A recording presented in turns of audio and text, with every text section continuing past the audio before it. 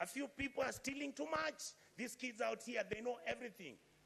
They know your houses. They know where your kids go to school. They know which properties of land you have. Why must somebody have 4 million acres of land to his name?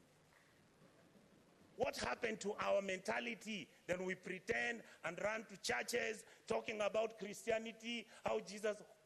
Do you understand what you are dealing with? The people out here don't even believe in God anymore. The people out here are tired of the lies, the religious organizations. And I have to say this, I'm a Catholic. I was so happy I saw the Papal Nuncio talk about the issues of a country. Let us forget that we can run this country as tribes. Let us accept that there is a new sheriff in town. That sheriff is the GNC. They are partyless, they are tribeless, they don't have money, they just have bundles and a phone. And they'll stop this country to move. I would like to plead with the members of this House, when it comes to looking at what role our committees are playing. Look at what happens. I want to thank my brothers Sifuna, my brother Chirargei. I want to thank Madam Dulo. These are, many of you may not know, we've never discussed it here. How many times we've been threatened that we are raising issues about county governments losing billions. I mean, who doesn't know how many governors own apartments and houses in Kilimani Road? Each one of them owning an apartment costing 1.5 billion shillings. Why didn't the fool just go and build a hospital where he comes from? How I wish we stole the money and put it at home. Some of them are going to Dubai. People are going to America. You see on social media. I just saw somebody commenting saying that the senators have nothing to do. I want him to tell me how he bought a Bentley and is an MP.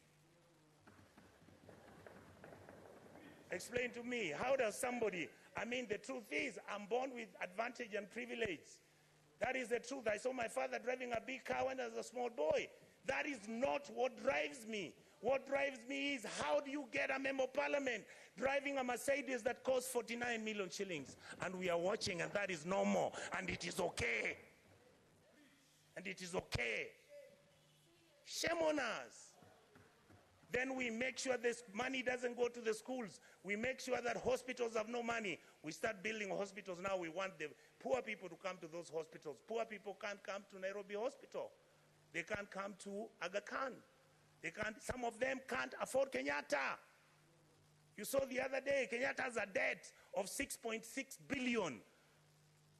The Eldoret Hospital, Eldoret KTRH, has a debt of 3.9 billion. When you ask, they tell you we don't know where the money went. Are we fools? Do we need to buy houses which have got 15 bedrooms and drive 19 cars and put them in your parking lot, and you want 10,000 acres of land? You want a ranch? You fools, you go and buy a ranch in Australia. This is where we are. We keep blaming the police. The policeman cannot do anything. Have we ever gone as a Senate to go and see where the police lives? How he takes his kids to school and his salary is 19,000.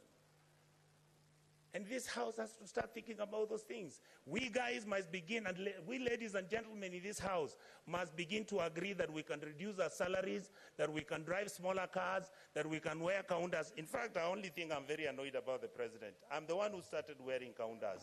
Now he has given kaunda a bad name. I want Kenyans to love kaundas the way I loved them. Let us wake up, Kenyans. We can't play football. Money comes from FIFA, it is eaten. World Rally Championship, money comes from there, it's eaten. You go, you want Kenya Lawn Tennis Association, they only want 50,000 to hold an international tennis tournament. Not even the minister appears there. But when the minister is traveling out of the country, he's got how many people? Private jet, goes to Dubai, books one of those hotels, luxury hotels, and he comes back to Nairobi with the same 9 people he took with a private jet. And you assume that the Gen Zs don't know. These days they track you.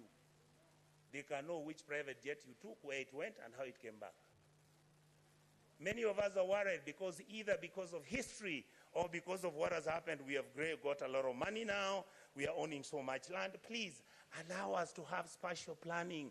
Your land, we can have an implemented law in this House to protect your even identity. But please don't stop stealing public land. Let us have mercy at our people.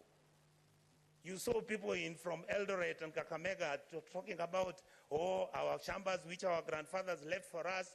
Now you guys who are MPs and senators, you come, you chase us away, and then you throw us into court. You go and bribe the courts. And I want to talk about the judiciary. We respect you. We know that you are most of the time under the pressure. We know there are certain things which you can even be blackmailed, but we want to hold you at a higher standard. We must hold the judiciary at a higher standard, the legislators at the higher standard, and make sure the president is also at the higher standard. That is how we can move as a country and stop this nonsense. We behave like monkeys running through a forest looking for bananas without knowing whether it's the bananas they want or it's oranges. I really, really want to say this, Madam Speaker, finally. I was nearly giving up on my country. I have changed my mind because of today. The young men who are fighting for this country have done us proud. Let us treat them with dignity. Let us make sure we engage them.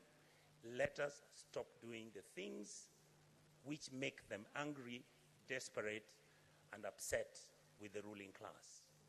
The truth is, if this country breaks down, it takes all of us down.